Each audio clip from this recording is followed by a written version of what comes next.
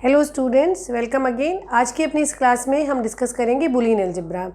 Boolean algebra के कुछ popular postulates और उन पे बेस्ड थ्योरम्स हमने अपने प्रीवियस वीडियो में डिस्कस की है। आज हम डिस्कस कर रहे हैं कि बुलियन फंक्शन को हम किस किस तरीके से रिप्रेजेंट कर सकते हैं और उससे रिलेटेड कुछ पॉपुलर टर्म्स हैं, जैसे कि मिन टर्म्स क्या होती है, मैक्स टर्म क्या होती है, किसी बुलियन फंक्शन का एसओपी फॉर्म प्रेजेंटेशन क्या है, पीओएस फॉर्म प्रेजेंटेशन क्या है। तो इन सबको आज हम डिटेल में डिस्कस करते हैं। अगर हमारे पास n वेरिएबल्स हैं तो उससे कितने कॉम्बिनेशन बन सकते हैं? 2 रेज़ टू पावर n। यहाँ पे अभी हमारे पास 3 वेरिएबल है x, y और z, तो कितने कॉम्बिनेशन बनेंगे? इनपुट कॉम्बिनेशन पॉसिबल है 2 raise to power 3, that means 8 input combinations बन सकते हैं। तो हम पहले सभी इनपुट कॉम्बिनेशंस को लिख लेते हैं। जिस जिस फॉर्म में इनपुट कॉम्बिनेशन आपके जो भी आपने फंक्शन को डिफाइन किया है, क्या रहता है फंक्शन को आप कैसे करेंगे? आप एक x, y और z, ये 3 आप कंट्रोल वेरिएबल्स प्रोवाइड करते हैं। इस कंट्रोल वेरिएबल्स को प्रोसेस करने के लिए आपके पास यहाँ पे आपका एक लॉजिक सर्किट होगा, ठीक। और ये लॉजिक सर्किट इन वेरिएबल्स के हिसाब से कुछ प्रोसेस करता है, प्रोसेस करके आपको फंक्शन आउटपुट देता है। ये फंक्शन वेरिएबल्स पे किस तरह से डिफाइन कर रहा है, इसको हम रिप्रेजेंटेशन करते हैं। हमने अपने प्रीवियस वीडियो में पढ़ा था ट्रुथ टेबल, ठीक। ट्रुथ टेबल में आप सभी इनपुट कॉम्बिनेशंस को मेंशन करते हैं और उन इनपुट कॉम्बिनेशंस के लिए क्या आउटपुट आ रहा है, आउटपुट 0 या 1 आ रहा है, उसको जब टेबुलर फॉर्म में आप रिप्रेजेंट करते हैं तो आप उसे फंक्शन का ट्रुथ टेबल रिप्रेजेंटेशन कहते हैं। उसी ट्रुथ टेबल रिप्रेजेंटेशन को आज हम एक्सटेंडेड फॉर्म में स्टडी कर रहे हैं। तो पहले वेरिएबल्स, पहला स्टेप कि आपके पास क्या क्या वेरिएबल्स हैं, वो वेरिएबल्स क्या क्या कॉम्बिनेशन में इस आपके लॉजिक सर्किट में अपीयर हो सकते हैं। ये आपका एक डिसीजन मेकिंग सर्किट हो सकता है, या आपका एक कंट्रोल सर्किट हो सकता है, और उसी के अकॉर्डिंग वो आउटपुट प्रोवाइड करता है। ये आपके variables are working as input and function is working as output. Okay, तो आपका इन 3 कॉम्बिनेशन में क्या क्या इनपुट हो सकते हैं? ये तीनों 0 0 0 हो सकते हैं, ये तीनों 0 0 1, x can be 0 0 1, this can be 0 1 0, 0 1 1, 1 0 0, 1 0 1, 1 1 0 and 1 1 1। ये 8 कॉम्बिनेशन इन 3 वेरिएबल्स के साथ पॉसिबल है। अगर हम इन कॉम्बिनेशंस को एक डेसिमल वैल्यू भी असाइन करें तो 0 0 0 is equal to 0, this is 1, this is 2, this is 3, this is 4, this is 5, this is 6 and this is 7। 3 variables के साथ आप 0 से लेके 7 टोटल 8 इनपुट कॉम्बिनेशंस को प्रोसेस कर सकते हैं, ठीक। तो यहाँ पे तो आपने ये लिखा कि ये कॉम्बिनेशन ऐसे ऐसे आ सकता है। मान लीजिए किसी पर्टिकुलर कॉम्बिनेशन पे आपका जो फंक्शन है वो आउटपुट 0 शो करेगा और किसी पर्टिकुलर कॉम्बिनेशन पे आपका जो फंक्शन है वो आउटपुट 1 शो करेगा। तो सारे पॉसिबल कॉम्बिनेशंस के अकॉर्डिंग यहाँ पे जब आप फंक्शन आउटपुट, फंक्शन वैल्यू को एंटर कर देते हैं तो आप इसे ट्रुथ टेबल बोलते हैं। मान लीजिए कि फंक्शन इस कॉम्बिनेशन पे और इस कॉम्बिनेशन पे और इस कॉम्बिनेशन पे 1 शो होगा और इसके अलावा जितने भी रेस्ट ऑफ द कॉम्बिनेशन है उस पे फंक्शन वैल्यू 0 आएगी, ठीक है। तो ये जो आपका फर्स्ट कॉलम, सेकंड कॉलम और उसके पीछे फंक्शन वैल्यू का जो कॉम्बिनेशन है, इससे आपने ट्रुथ टेबल बोल दिया।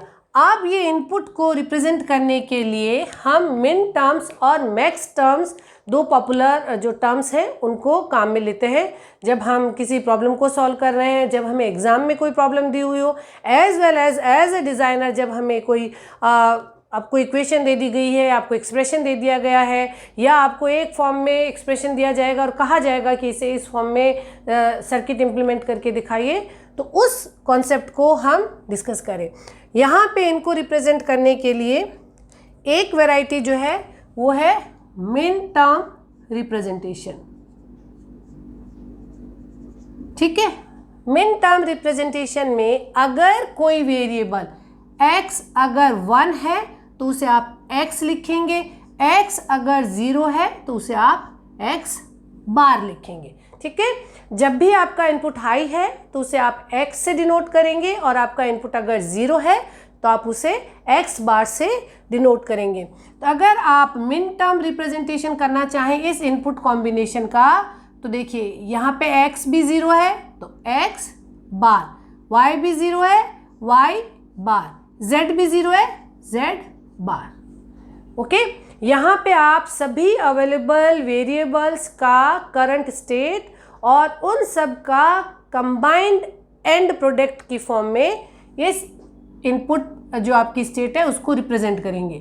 x बार डॉट y बार डॉट z बार, इन सब का आप प्रोडक्ट कर रहे हैं। ठीक है, आप यहाँ पे प्रोडक्ट फॉर्म में उनको लिख रहे हैं, प्रोडक्ट का मतलब मल्टीप्लिकेशन फॉर्म में आप इन सबको लिख रहे हैं। ठीक, अब इसी सीक्वेंस में आप सारे इनपुट कॉम्बिनेशंस को एक टर्म असाइन कर देंगे, और वो टर्म असाइन करते वक्त ध्यान रखेंगे इनपुट 0 है तो वेरिएबल को आप x बार y बार या z बार लिखिए, इनपुट अगर 1 है तो आप उसे x y या z की फॉर्म में नोटेशन प्रोवाइड कीजिए।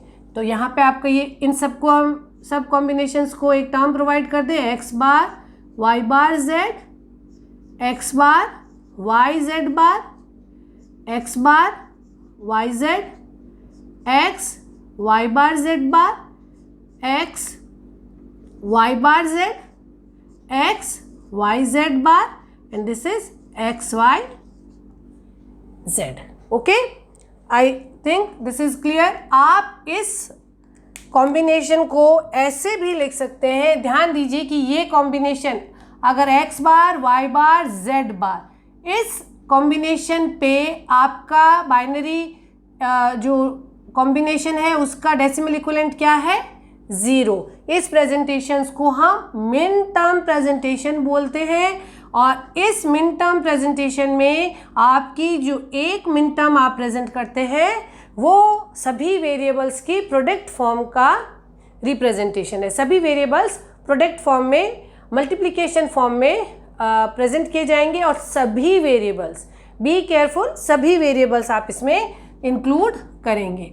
ओके, आप अगर इसको लिखना चाहें तो मिन टर्म्स को रिप्रेजेंट करने का एक और नोटेशन है, दैट इज स्मॉल m, और उसके आगे कि ये क्या डेसिमल नंबर है, बाइनरी जो पैटर्न आ रहा है वो किसके इक्विवेलेंट है, 0 के, तो आप इसे लिखते हैं m0, इसे आप लिखते हैं small m1, m2, m3, m4, m5, m6 and m7। Okay, अगर 3 वेरिएबल्स की आपको m5 लिखना है, आपको दिया हो कि 3 वेरिएबल्स और m5 मिन टर्म, तो आप उसे लिखेंगे 1 0 1। अगर 4 वेरिएबल्स की m5 टर्म आती है तो आप उसे लिखते हैं 0 1 0 1। ठीक, तो यहाँ पे ये जो 5 है ये बता रहा है कि हमारी जो डेसिमल वैल्यू है इनपुट कॉम्बिनेशन की वो क्या है। Okay, I hope it's clear कि किस तरीके से आप इनपुट कॉम्बिनेशंस को मिन टर्म फॉर्म में रिप्रेजेंट करें। यहाँ पे आप ये देखिए कि जो मिन टर्म प्रेजेंटेशन है उसमें आप सभी वेरिएबल्स को प्रोडक्ट फॉर्म में रिप्रेजेंट कर रहे हैं, product of all available variables. तो मिन टर्म्स आर प्रोडक्ट टर्म्स। ठीक है, आप x dot Y dot Z, X bar dot Y bar Y dot Z, हर टर्म में सभी वेरिएबल्स इंक्लूडेड हैं, और उन सभी वेरिएबल्स का प्रोडक्ट जो है वो एक मिन टर्म बनाता है। आपका वेरिएबल x या x बार होगा, वो डिपेंड करता है वेरिएबल की वैल्यू 1 है या 0 है। तो इस तरीके से आपने सभी वेरिएबल्स को लेके मिन टर्म्स फॉर्म कर लिए। अगर आपके पास n वेरिएबल्स हैं तो कितनी मिन टर्म्स बन जाती है, 2 रेज़ टू पावर n। हर पॉसिबल डेसिमल के इक्विवेलेंट एक मिन टर्म बनेगी, और आप उसको इस तरह से भी रिप्रेजेंट करते हैं। तो जब आपने अपने सभी इनपुट कॉम्बिनेशंस को मिन टर्म फॉर्म में रिप्रेजेंट कर लिया है तो उसके बाद ट्रुथ टेबल को देखते हुए फंक्शन को भी हम मिन टर्म फॉर्म में रिप्रेजेंट कर सकते हैं। पहले हम सेलेक्ट करें कि कहाँ कहाँ पे हमारा फंक्शन आउट जो वैल्यू है वो 1 है। ये यहाँ पे 1 है, यहाँ पे 1 है और यहाँ पे आपका फंक्शन वैल्यू 1 है। तो इस गिवन ट्रुथ टेबल को अगर आप लिखना चाहें एक्सप्रेशन के फॉर्म में, बुलियन फंक्शन के फॉर्म में, तो आप लिख सकते हैं कि f is high, f is 1 when you are having an input combination of y x bar y z bar plus x y bar z bar plus x y bar z. This is 0 1 0, this is 1 0 0 and this is 1 0 1. Okay, this is M2, M4 and M5. इन तीनों में से कोई भी input combination अगर आपके logical circuit जो आपका था उस पे अपीयर होता है तो आपका जो फंक्शन जो आउटपुट है वो हाई होगा, 1 होगा। ठीक, तो आप इस फंक्शन को इस तरह से भी लिखते हैं। आप यहाँ देखिए कि यहाँ पे आपने फंक्शन का जो फाइनल एक्सप्रेशन लिखा है उसमें आपने सम किया है। सम किया है, किनका सम किया है? सभी इनपुट वेरिएबल्स की प्रोडक्ट टर्म्स का। तो इस तरह के प्रेजेंटेशन को आप सम ऑफ प्रोडक्ट फॉर्म, जिसे कि हम SOP फॉर्म बोलते हैं, इसे आप इस तरीके से जब भी आप फंक्शन एक्सप्रेशन को लिखते हैं, किसी बुलियन फंक्शन के एक्सप्रेशन को इस तरीके से लिखते हैं तो आप इसे सम ऑफ प्रोडक्ट फॉर्म प्रेजेंटेशन भी बोलते हैं। ओके,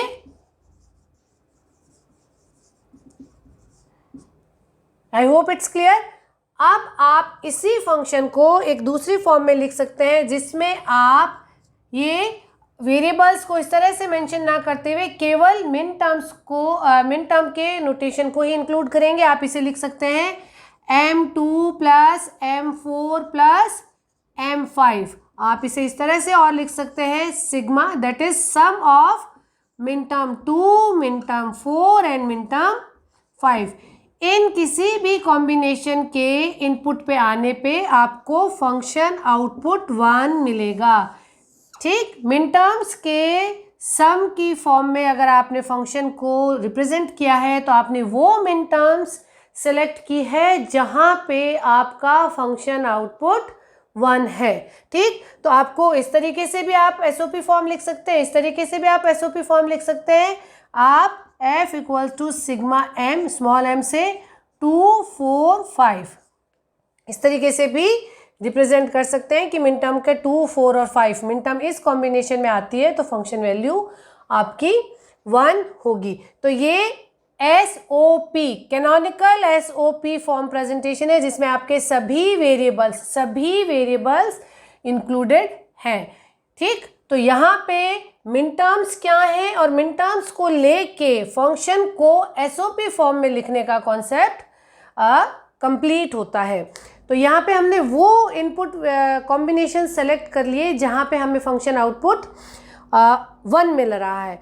बहुत बार ये जो आपका इनपुट कॉम्बिनेशन है हो सकता है कि ये किसी कंट्रोल सर्किट को गवर्न करता हो। ठीक, जब इस सर्किट से आपको फंक्शन 0 मिले तो आप एक डिवाइस को कंट्रोल करना चाहते हैं, 1 मिले तो आप दूसरी डिवाइस को सेलेक्ट करना चाहते हैं या उसे ऑन करना चाहते हैं। तो एक जो हमारी इस कंट्रोल सर्किट का आउटपुट था उसके दोनों पॉसिबिलिटीज़ को हम दो अलग अलग डिवाइसेस को कंट्रोल करने के लिए भी काम में ले सकते हैं। तो ये हर वक्त हम केवल फंक्शन आउटपुट 1 में इंटरेस्टेड ना हो के हम फंक्शन आउटपुट 0 कब आ रहा है उन इनपुट कॉम्बिनेशंस में भी इंटरेस्टेड हो सकते हैं और उन इनपुट कॉम्बिनेशंस के लिए भी इस सर्किट को मिनिमाइज कर सकते हैं, डिज़ाइन कर सकते हैं। आप इसका एक एग्जांपल कंसिडर कर सकते हैं कि माइक्रो प्रोसेसर में हमने एड्रेस लैच इनेबल एक कंट्रोल लाइन पड़ी थी। जब एड्रेस लैच इनेबल पे आपका सिग्नल हाई है उस पर जब 1 फ्लोट हो रहा है तो आप डेटा लाइन पे फ्लोट होने वाले इन्फॉर्मेशन को एड्रेस की एलएस भी ट्रीट करेंगे। वेयर एज अगर एड्रेस लैच इनेबल आपका 0 है तो आप उन लाइंस पे फ्लोट होने वाले इन्फॉर्मेशन को डेटा लाइंस की तरह ट्रीट करेंगे। तो एक ही कंट्रोल लाइन पे अलग अलग स्टेट पे आप अलग अलग डिसीजन लेते हैं। तो हम बहुत बार इन केवल 1 स्टेट्स के अलावा जहाँ पे हमें फंक्शन आउटपुट 0 मिल रहा है उनको भी कंसिडर करते हुए हमारा ऑब्जेक्ट ये भी हो सकता है कि आप इन फंक्शन वैल्यूज़ पे सर्किट को डिज़ाइन कीजिए, मिनिमाइज़ कीजिए। तो हम वहाँ पे उस केस में हम किस तरह से फंक्शन को रिप्रेजेंट करें, अब हम उस केस को डिस्कस करते हैं। तो आप देखिए कि जब आपने एक फॉर्म में आपने इस तरीके से जब सभी इनपुट्स को आपने प्रोडक्ट फॉर्म में रिप्रेजेंट किया, आपने इनको मिन टर्म्स बोला और फंक्शन की वो वैल्यू जहाँ जहाँ 1 आ रहा है उन मिन टर्म्स का सम करके आपको ऐसा दिया जा सकता है। ये यूज़र भी प्रोवाइड कर सकता है डिज़ाइनर को, और डिज़ाइनर भी आपके जो आपका बुकलेट है जिसमें आपका प्रोडक्ट इन्फॉर्मेशन है उसमें बोल सकता है कि हमने इस तरह से इसको मिनिमाइज़ किया है। यहाँ के प्रेजेंटेशन के अलावा एक और प्रेजेंटेशन है जिसमें हम सभी इनपुट वेरिएबल्स को सम फॉर्म में रिप्रेजेंट करते हैं और उसे हम मैक्स टर्म प्रेजेंटेशन बोलते हैं। मैक्स टर्म में हम सभी इनपुट्स का सम कंसिडर करते हैं और मैक्स टर्म रिप्रेजेंटेशन में अगर आपका इनपुट लाइन अगर 0 है तो उसे आप x से ट्रीट करेंगे, और अगर इनपुट लाइन आपकी 1 है तो आप उसे x बार से ट्रीट करेंगे। इस मिन टर्म के जो आपने लिए है प्रोटोकॉल उसका उल्टा यहाँ रहेगा। मिन टर्म में इनपुट हाई होने पे x से और लो होने पे x बार से रिप्रेजेंट किया गया था, यहाँ पे नोटेशन उल्टे हो जाने हैं। मैक्स टर्म रिप्रेजेंटेशन में x अगर इनपुट 0 है तो उसे x से रिप्रेजेंट कीजिए, हाई है तो उसे x बार से रिप्रेजेंट कीजिए, और सभी अवेलेबल वेरिएबल्स का फाइनल सम और प्रोडक्ट हम यहाँ पे और फंक्शन का आउटपुट यहाँ पे मेंशन करते हैं। तो अगर इनपुट 0 0 0 है तो मैक्स टर्म में ये क्या हो जाएंगी, x भी 0 है तो ये हो जाएगा आपका x, प्लस y भी 0 है y, प्लस z। ठीक, जब भी वेरिएबल की वैल्यू 0 है तो उसे x, y या z में लिखेंगे। इस कंडीशन में आप क्या लिखेंगे, x plus y plus z बार। इसे आप लिखेंगे x प्लस y बार प्लस z। इसे आप लिखेंगे x प्लस y बार प्लस z बार। इसे आप लिखेंगे x बार प्लस y प्लस z। इसे आप लिखेंगे x बार प्लस y प्लस z बार। इसे आप लिखेंगे x बार प्लस y बार प्लस z। इसे आप लिखेंगे x बार प्लस y बार प्लस z बार।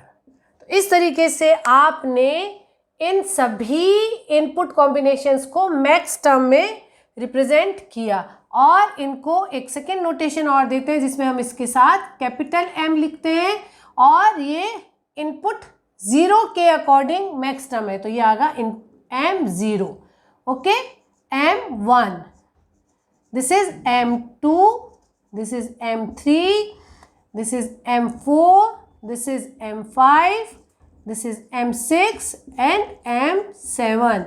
तो n वेरिएबल से कितनी मैक्स टर्म्स बन गई हैं, मैक्स टर्म भी आपकी 2n बन गई हैं। जिस तरह से आपकी मिन टर्म्स 2n और मैक्स टर्म भी आपकी 2n बन जाती है। ठीक, आपका अब इंटरेस्ट वो स्टेट्स हैं, इनपुट स्टेट्स हैं जहाँ पे कि आउटपुट वैल्यू 0 होगी। तो second form of function representation consist of all the combinations of input where the final circuit output function will hold a value 0। तो अब हम कौन सी कंसिडर करेंगे, आपका जो फंक्शन था, एक फॉर्म आपने क्या लिखी थी, इसे मैं वापस रीराइट कर देती हूँ ताकि हम कंपैरिजन कर सके।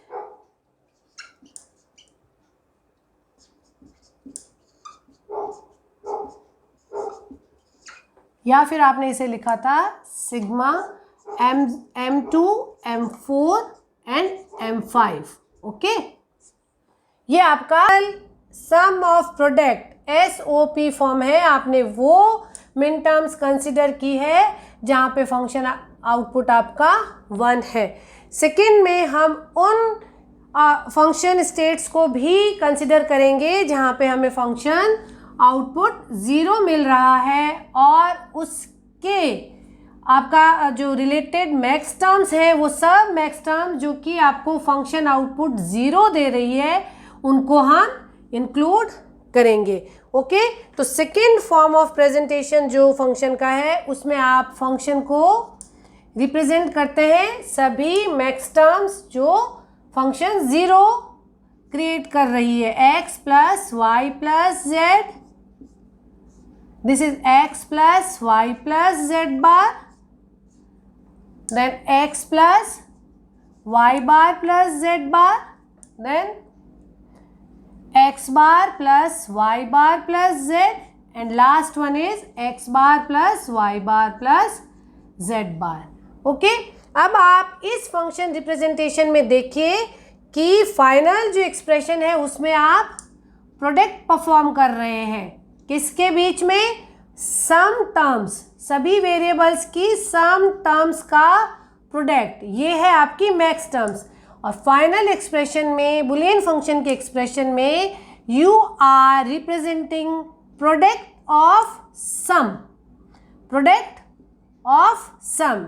तो आप क्या रिप्रेजेंट कर रहे हैं, प्रोडक्ट ऑफ सम टर्म्स।